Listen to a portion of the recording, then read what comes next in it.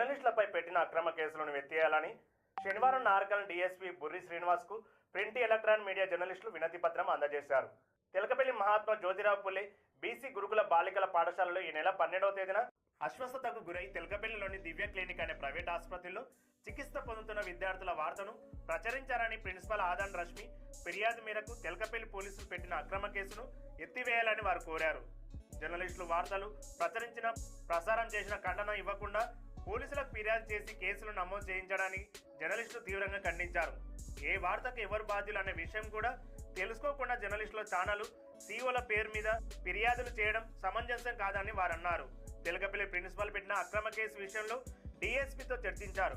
పూర్తి స్థాయిలో విచారణ జరిపి ఈ కేసుతో సంబంధం లేని వారి విషయంలో పరిశీలిస్తున్నామని డీఎస్పీ హామీ ఇచ్చారు.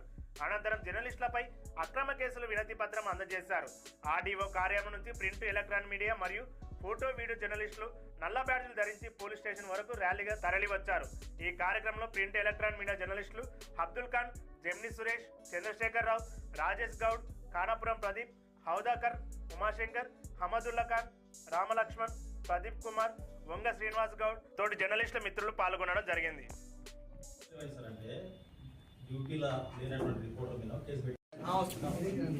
వీడియో తీసుకున్నాం.